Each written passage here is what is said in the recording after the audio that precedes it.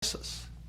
This is a crisis in education, which is why I always ask, why is there no financial education in schools? That's where the gap is caused. You can't give people money and expect the gap to get closer. That's crazy. So this next section, you will find out from me, if I ran the schools, this is what financial education would look like. So now we're in part 3 of Second Chance, and part 3 is about what is financial education. Because you see, education also comes in 3 sides. On one side, you have traditional education, and on the other side, you have financial education.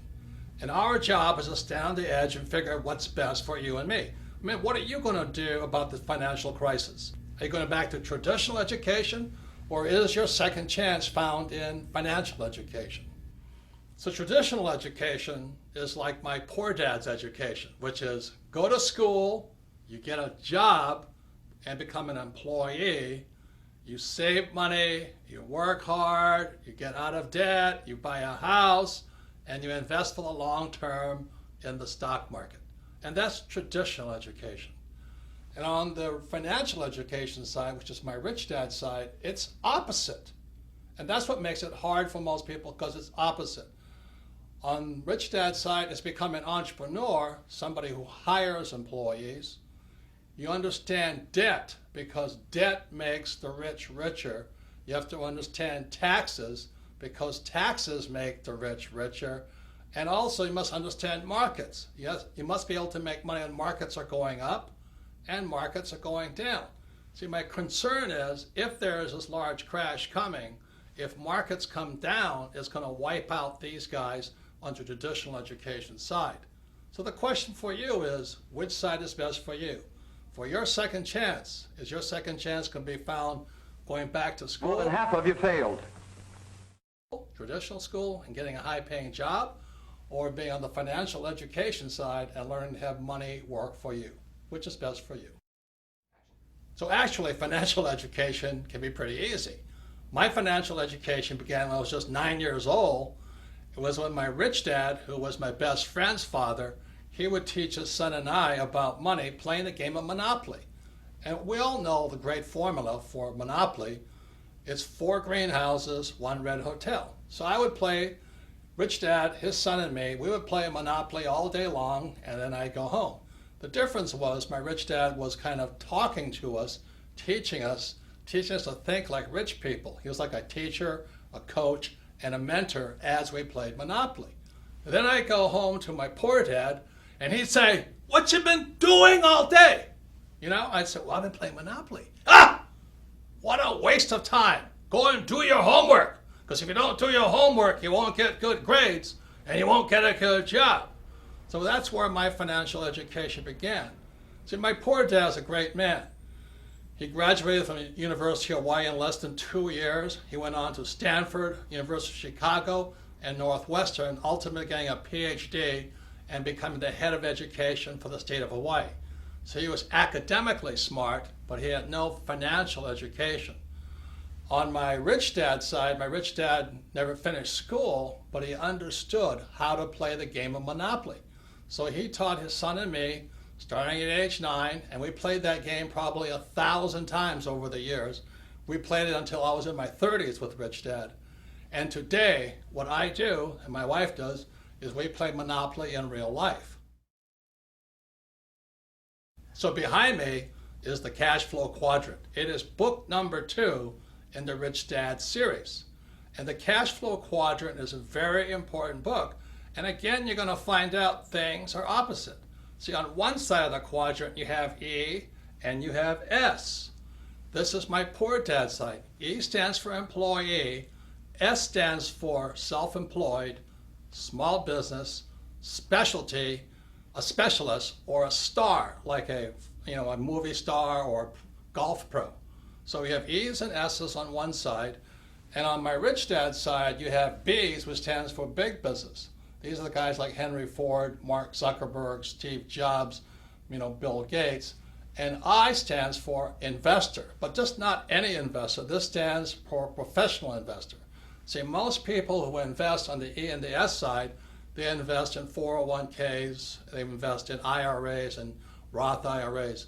These guys are passive investors. When we talk about investor, we're talking about proactive, professional investors. So on this side is my poor dad side, E's and S's, and on this side are B's and I's, and this is my rich dad. So when I was a young man, I had to decide which side was best for me, E or S, B or I. So this is a very important subject now. It's called taxes. Now most people hate paying taxes. So let me ask you this question. You have E's, S's, B's, and I's. Who pays the most taxes?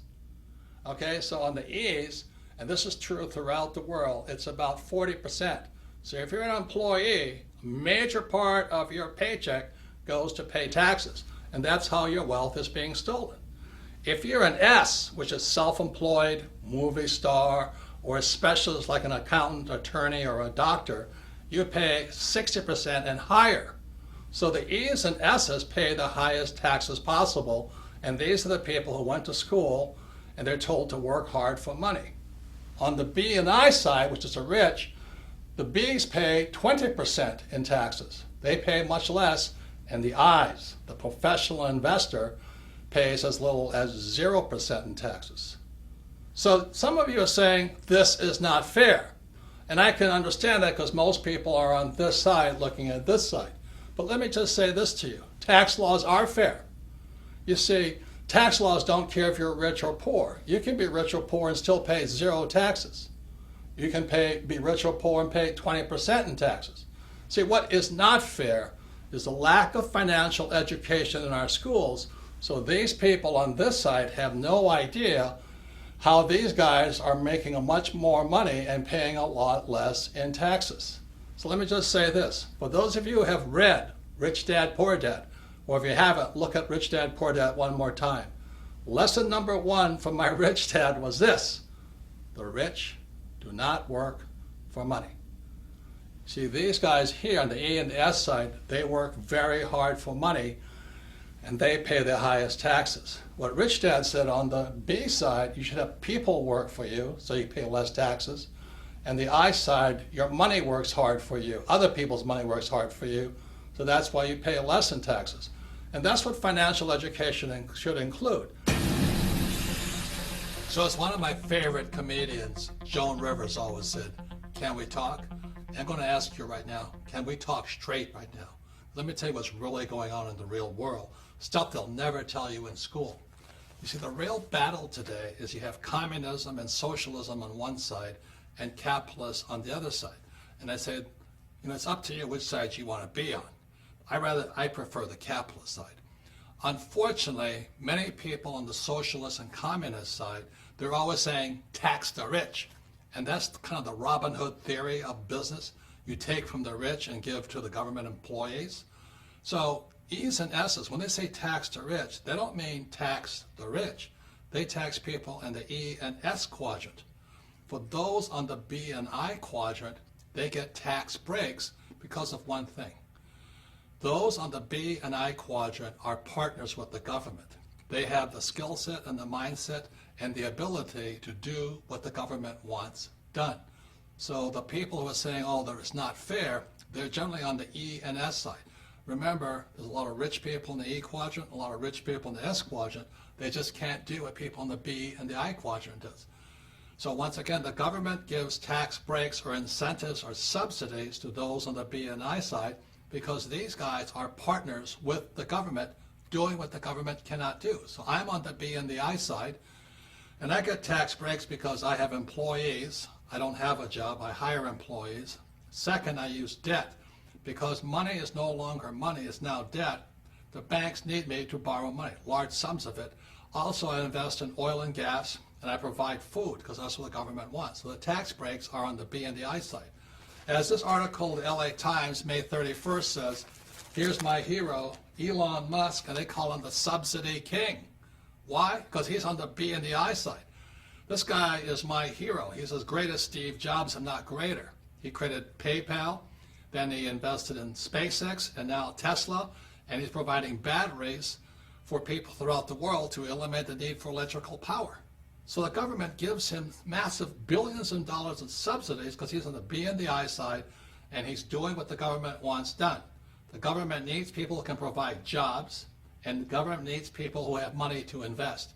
So for those of you on the E and the S side who think tax the rich, think again. The government taxes those on the E and the S side, but not those on the B and the I side. Maybe your second chance lies on the B and the I side, and that's why your financial education is so important. Second Chance is an in-depth learning package, primarily for people who want to know more about the B side and the I side. And if you see this bug back here, this is called the Rich Dad Radio bug, because you are who you hang out with. If you're an idiot, you hang out with idiots. And if you're a crook, you hang out with crooks. And if you're a rich person, you hang out with rich people. So the Rich Dad Radio bug here means you can learn more if you want to learn more from people who are really doing the real thing. You see, the reason most people struggle financially is they take financial advice from salespeople. They're called, stockbrokers, real estate brokers, and insurance brokers or financial planners. As my rich dad said, the reason they're called brokers is because they're broker than you.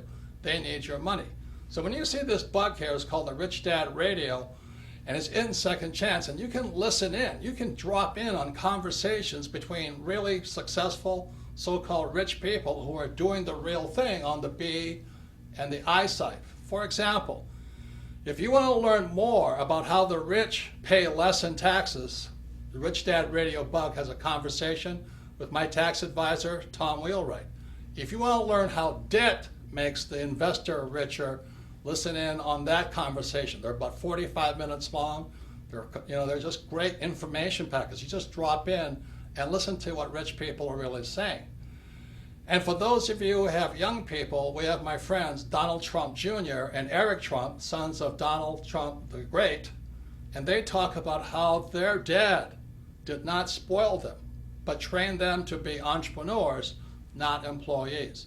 So this Rich Dad Radio bug is part of your in-depth learning package included in the book Second Chance.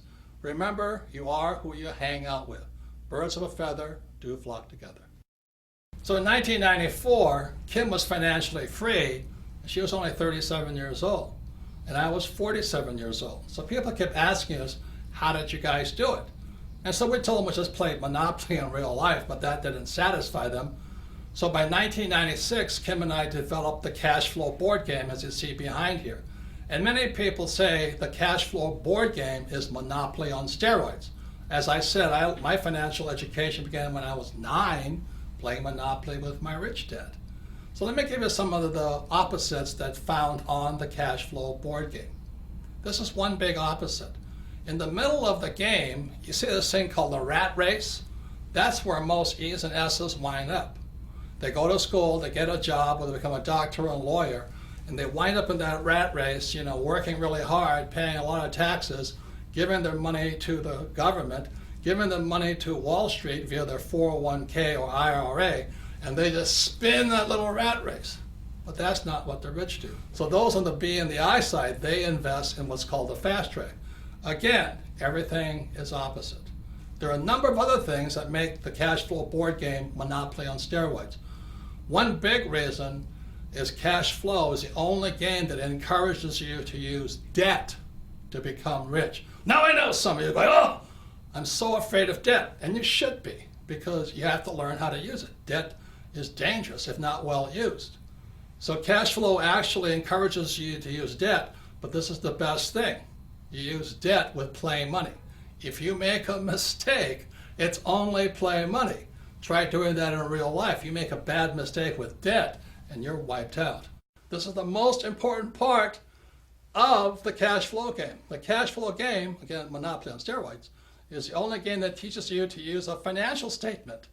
Now, 99.9% of all kids leaving high school have no idea what a financial statement is. Can you imagine that? You see, on my poor dad's side, the E and the S side, my poor dad says, oh, you have to have good grades. So when you're in school, your report card is A, B, C, D's, and F. So my rich dad on this side said, on the B and the I side, Your report card is called a financial statement. So many people leave school thinking their report card's the most important thing. They have a 4.0 or 2.0. Who cares? Disciplinary problems in the classroom are symptoms of underlying weaknesses in total learning situation.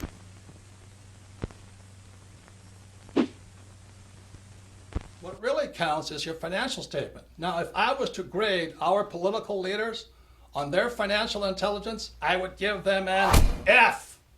That's all the politicians from the president on down. They should be fired for running the economy into the ground. And what about all the bankers who really cheated a lot of people? They should get an F. You know, they're the people that actually tell you to invest for the long term in savings and in the mutual funds. They should get an F for bad information. And what about the school system? Now, I'm not blaming the teachers, but the academic system of America, if they have a financial report card, I'd give them an F also, because they're failing to educate people and prepare young people for the real world. Remember, the banker wants to see your financial statement. But the people on this side, they're still living in the past. Oh, I'm an A student, you know, I have a 4.0 average. Well, your banker doesn't care. Your banker wants to see your financial statement, because your financial statement is your report card when you leave school. But if 99% of high school kids have no idea what a financial statement is, no wonder we're in economic trouble. If you go to the supermarket and you buy a carton of milk, you know, the first thing you do is you go, you want to check the expiration date, because if you drink it and it's old milk, you will get sick. Well, the same thing happens with our ideas about money. Many people today are operating on outdated, expired ideas about money. For example, in 1975, if I went to a bank, the bank would give me 15% interest on my money. That was pretty good interest. But in 2015, 40 years later, if I go to the bank may give me 2% interest. So let me explain how interest rates affect you.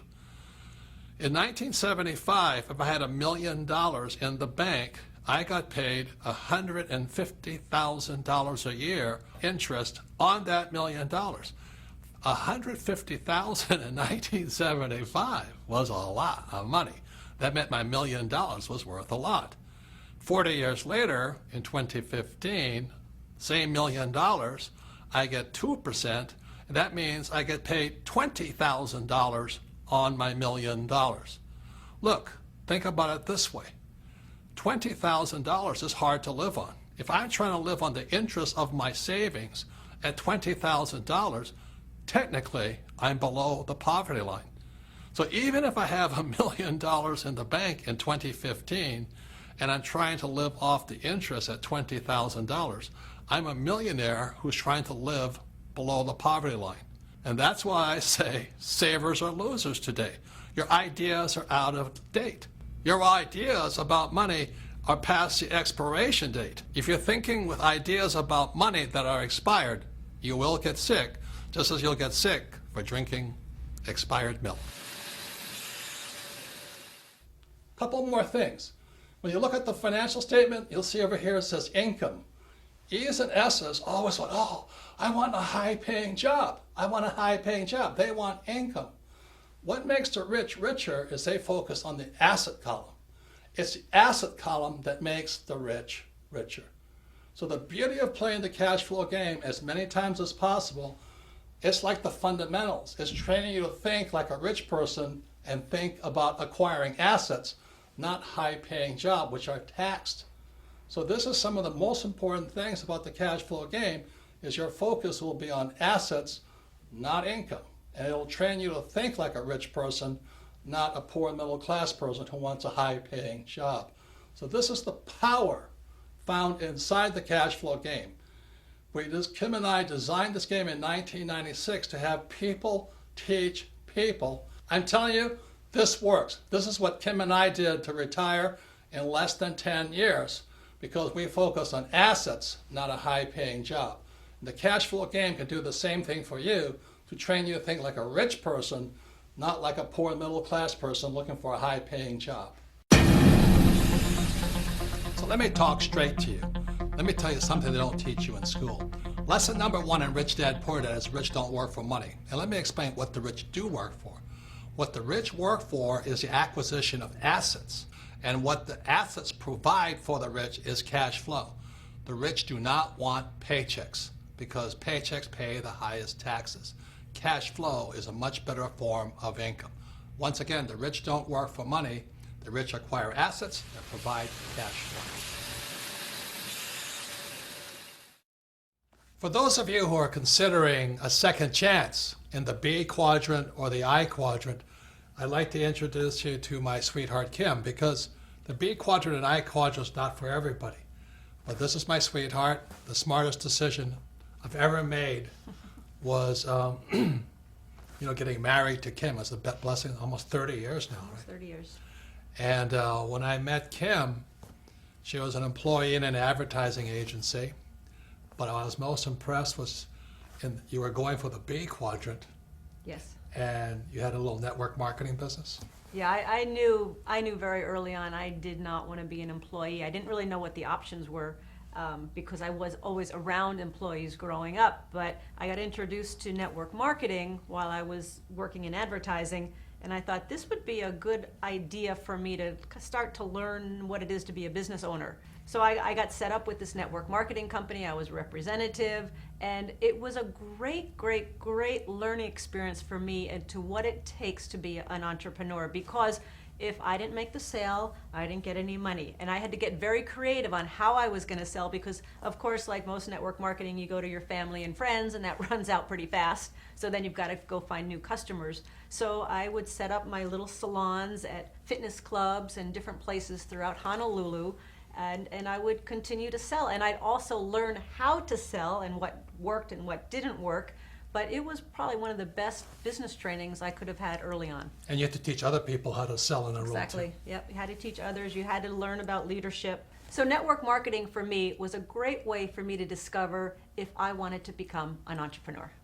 And so when I met her 30-something years ago, I said, man, she's got beauty, she's got brains, and she loves business. I do love business. And we've become business partners for 30 years now. I wouldn't be here without her today. And she and I developed the cash flow board game. For those of you who want to find out if you want to be a professional investor versus a passive investor, if you're tired of 401ks and IRAs and Roths and all that other stuff, that's what we developed the cash flow game for. Yes, and so we developed the cash flow board game basically to teach people what it was Robert and I did to become financially free. Yes, so we recommend network marketing if you want to move into the B quadrant, and for those interested in becoming professional investors, check out the cash flow board game.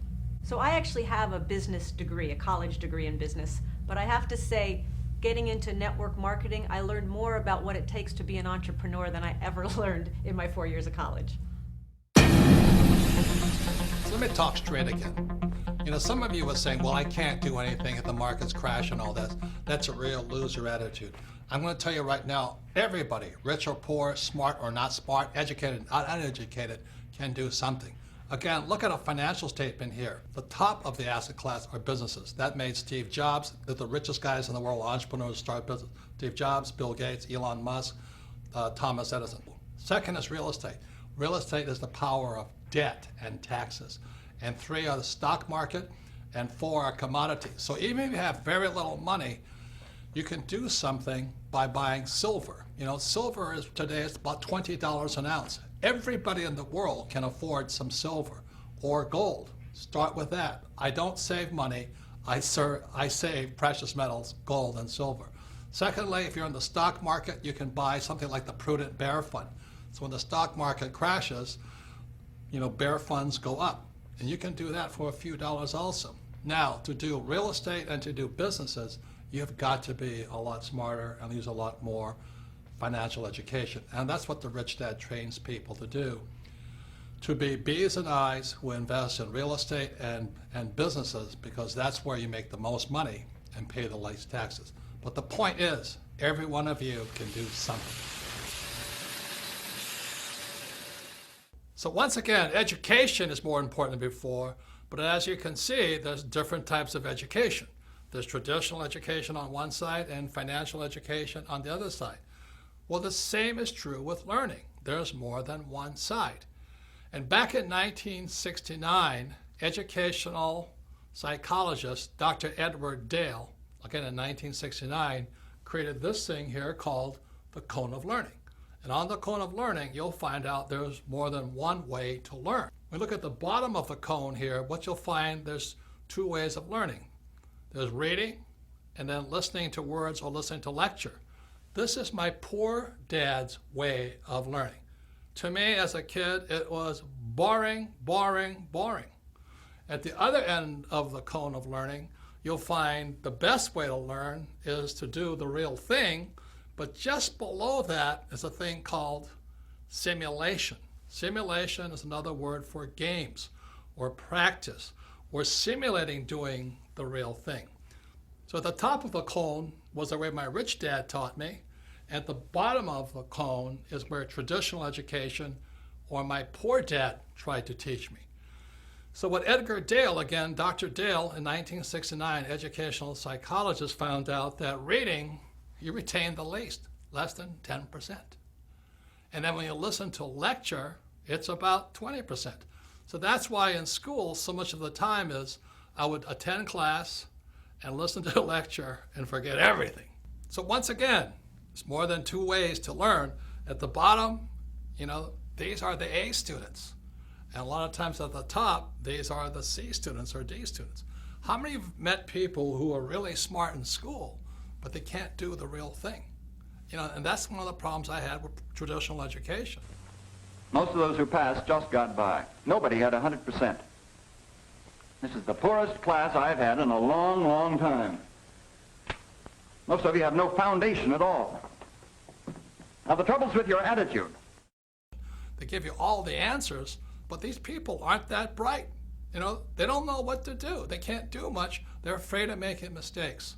So that's the bottom of the learning curve that Dr. Edgar Dale found out, and the top. Now you move up to the next level. The next level is looking at pictures. And one of the reasons I did Second Chance in so many pictures is to improve your retention, to improve your learning, and that's up to about 30%. Now moving above that is you watch a movie. And this movie called The Man Who Could Predict the Future is, again, we did it just to increase your retention, so you remember more and forget less. So moving up the cone of learning, you have this thing called participating in a discussion. And that's really high up there. And the reason we have Rich Dad Radio, the